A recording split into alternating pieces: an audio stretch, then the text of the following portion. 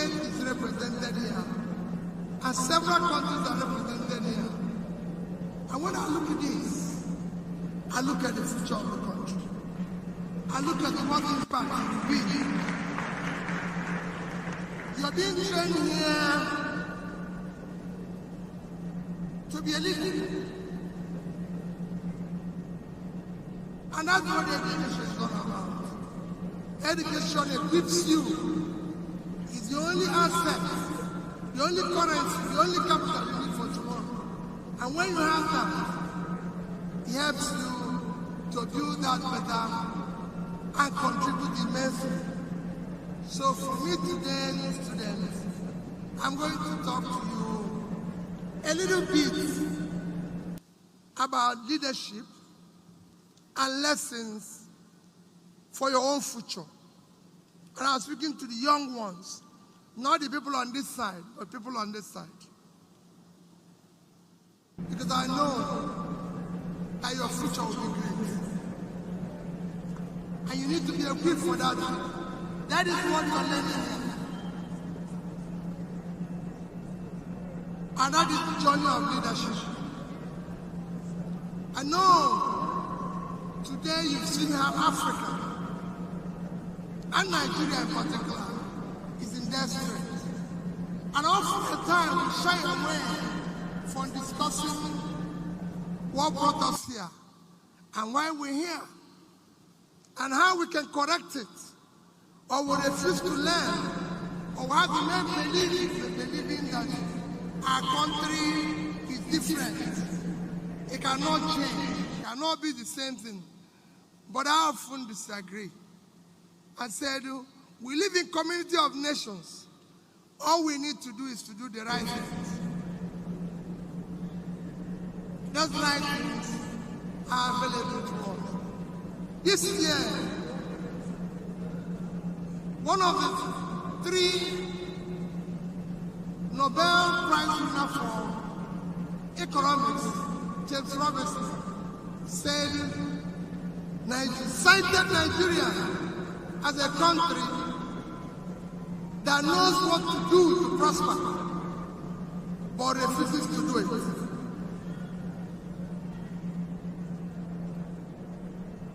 And he went on to show that your development is intensely linked to your political process. Of course, we followed that famous book by Tinubu, The Trouble with Nigeria. And he said, the trouble with Nigeria is simply and severely a failure of leadership. And he went on to quote, there's nothing wrong with Nigerian character, whether or climate or water. The only thing that is wrong is simply a failure of the leaders to live up to their responsibility.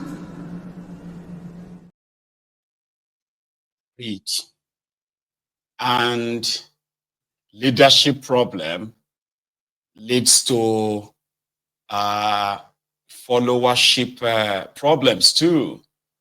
Or maybe not followership problems will kind of create a leadership problem, because leaders are the reflection of their followers, so to say. Well, it is Peter Obi talking to the supposed leaders of tomorrow to make them possibly see the positivity of Nigeria as usual. I want us to listen to the other part of, because this is where he started talking about leadership. This initially he told them, don't jackpot. The fact that you are still here means that there is a chance for Nigeria. That's a private university. You need to have a lot of money to go to Atiku's university. Even the university itself is a creation of corruption, because Atiku created this university from the proceeds of corruption when he was the vice president of Nigeria. They destroyed Nigeria education to fill in the gap. They created their own university. Obasanjo created Bell's University.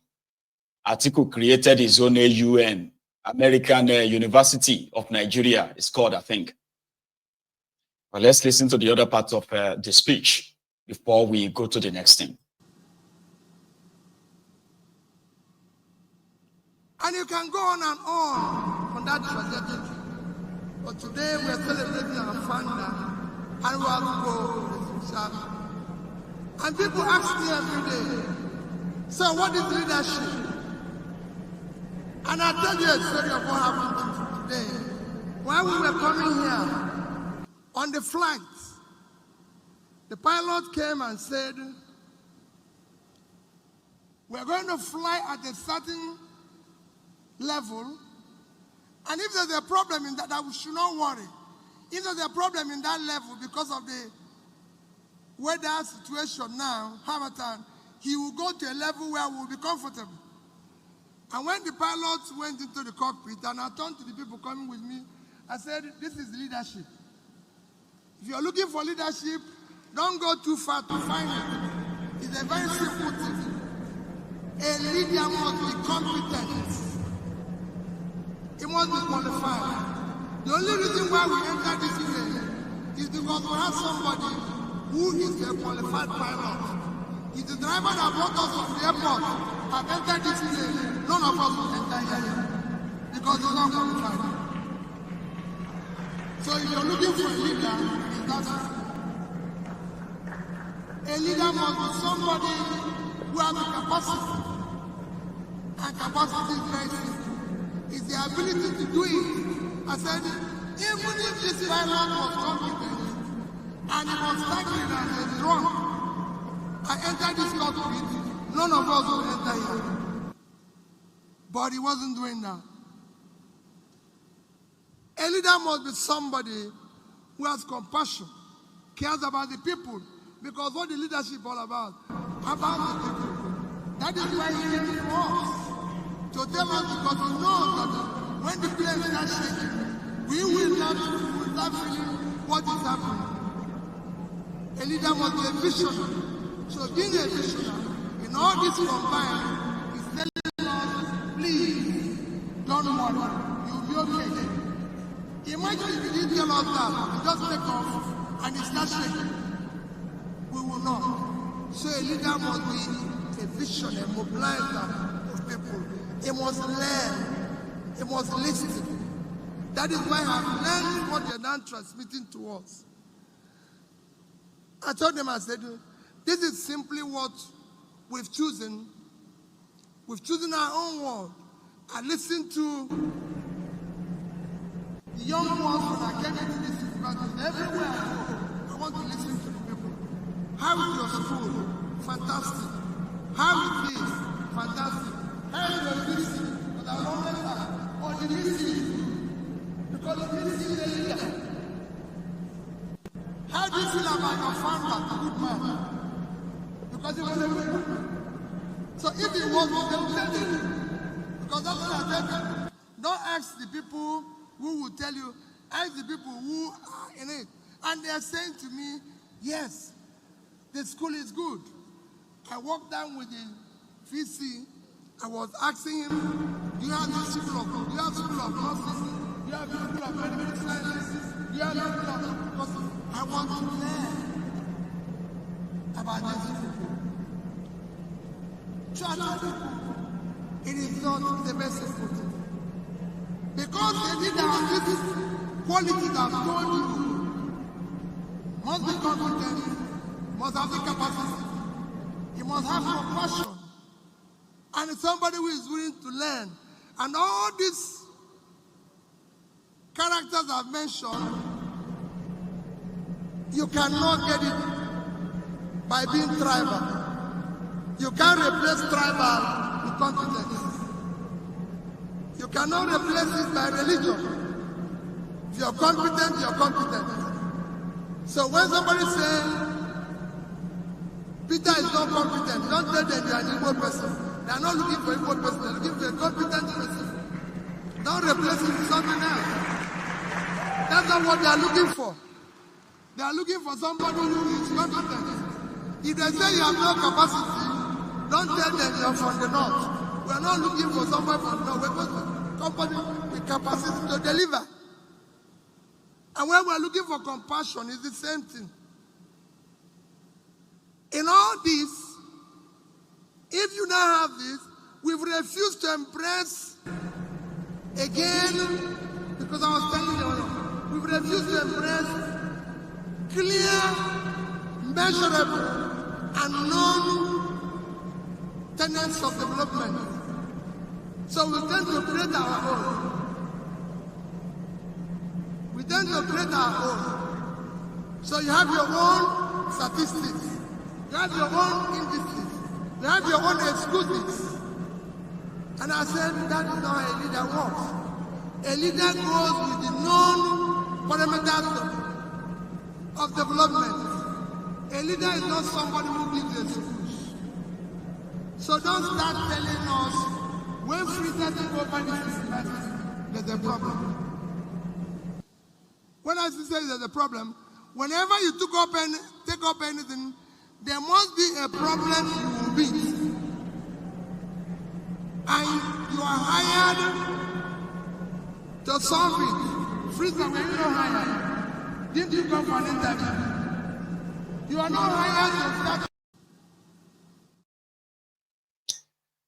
Is here talking about leadership qualities and the expectation from the expectations from a leader, or the expectation of a leader. When you are in leadership position, there are some expectations of you. You must have compassion. You must have empathy. You must be willing to learn. And it is not like do as I say, not do as I do. So that is its own way of throwing stones to the quality of a leadership that you have in that contraption today. Something that he personally is a big contrast from, so to say, right? Is someone who obviously has a compassion. He's got empathy, but he exists in a place where some of the people themselves are more interested in what they call the strong leaders. Somebody who can make decisions, take tough decisions, even if the decisions are stupid decisions that will put the lives of many of them in danger. So Nigerians prefer a tough leader who doesn't even think. And Tinubu, the senseless Tinubu and his rogues, even though sometimes I want to think, even though I don't believe that, right? I want to think that these guys have no stance. Then on the other hand, I kind of get to know that nothing that the likes of Bukwari did, that was a coincidence. No. Similarly, whatever Tinubu is doing right now is not because he no get sense. So it is deliberate, intentional. And a lot of people can possibly give it a different meaning, right? But whatever they are doing is intentional. When they floated Nigeria, when they removed the subsidy, they knew what they were doing, okay? And a lot of them have become stupendously rich. And this is like being like richer than who they were, where they were before. These are now multi-billionaires in dollars, stolen money, diverted money. It's intentional. So when they floated the Nigerian currency, the Naira, whereby they are now, what do you call it? Backing it with dollars, right? Pumping dollars to defend the Naira, and the dollar goes into their private pockets, and the Naira continues to be worthless. It's all intentional. They knew what they were doing, and they still do. So I am not going to say they are senseless, as some would say. They don't even think all these policies there, and that is why they can't reverse them. You know, when you make a policy, or you try to make a policy and it backfires, it will impoverish your people. You can reverse it or amend it. That is where the quality of leadership comes in, where you can be like, that's not our intention. We did not intend to make life miserable for you this long. I don't think this is working. Let us adjust it. and see if we can reduce this. You know what I mean? But they keep telling you that you have to continue in that hardship as they continue to tighten the rope around your neck, the noose around your neck, because it's intentional. It makes them richer more and more. And they are telling themselves, there's no point. People will survive anyway. Those who will die. No empathy, no sympathy, no nothing. Just basically about themselves and their circle. So that's him talking about leadership where you do not have one in that contraption.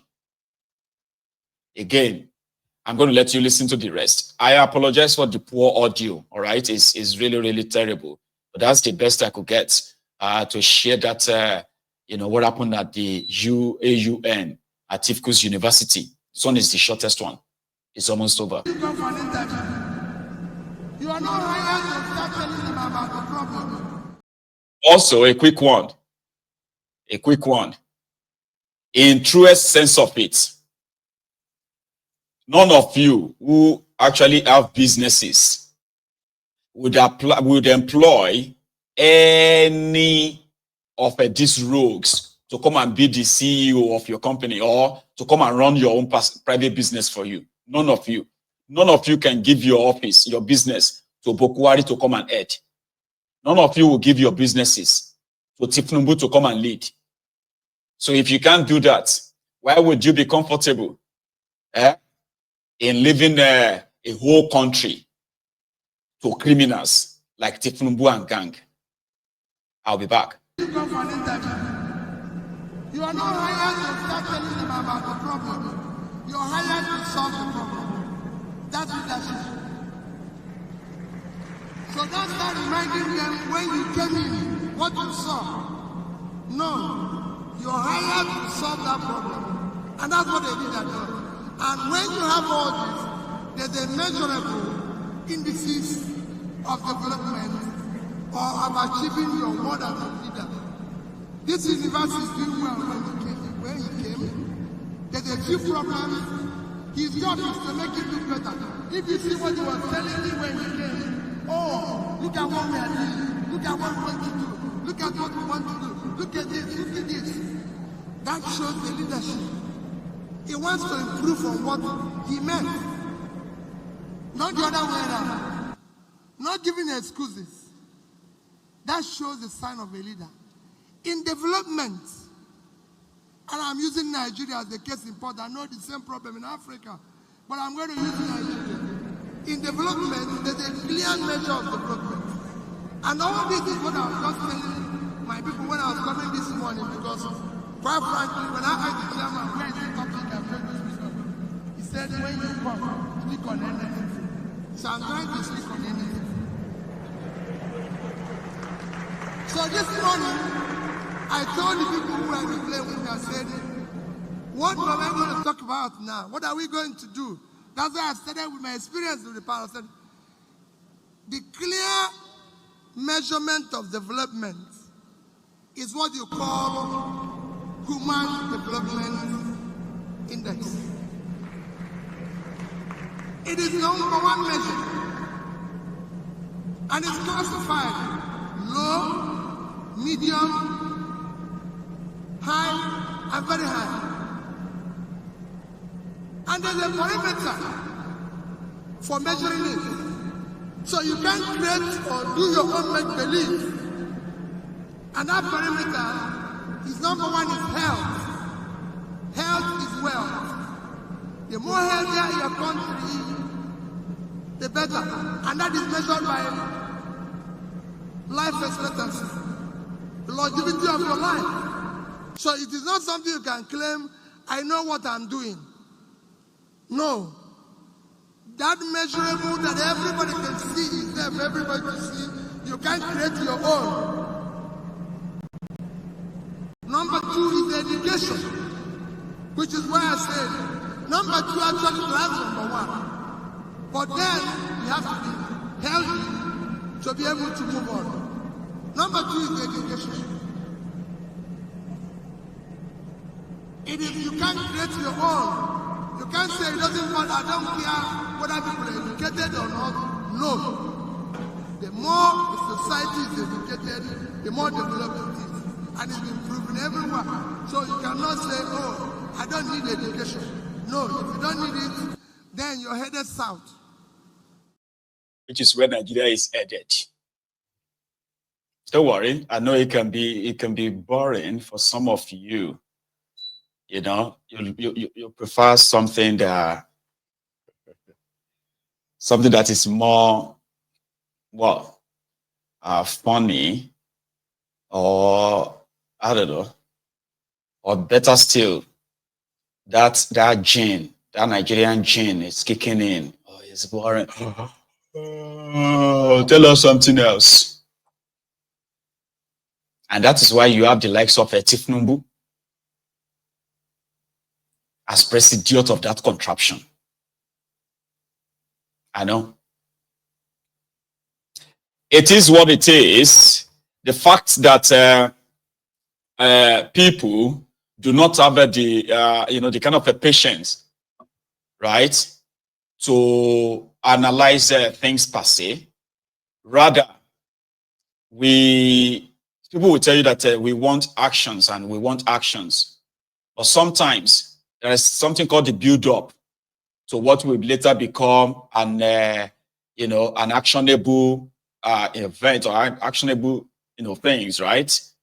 So in what you have in that contraption, where education has been completely destroyed, nobody, I mean, they will say to you now and say education is school is a scam.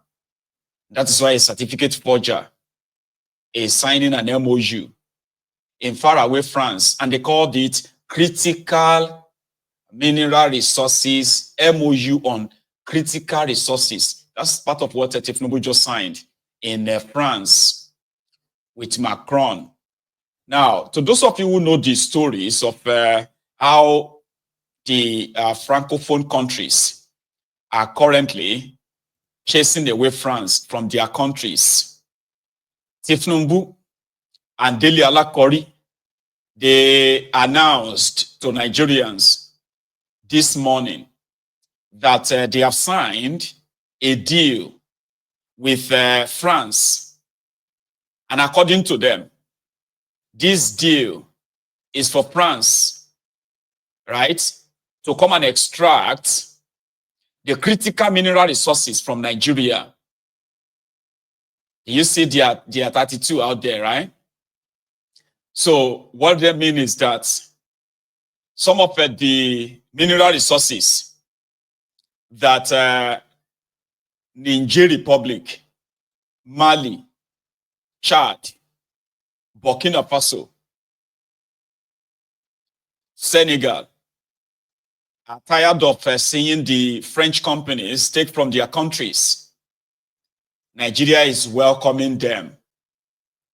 Not that they are likely going to declare what these mineral resources are and how much Nigeria is going to be making from them.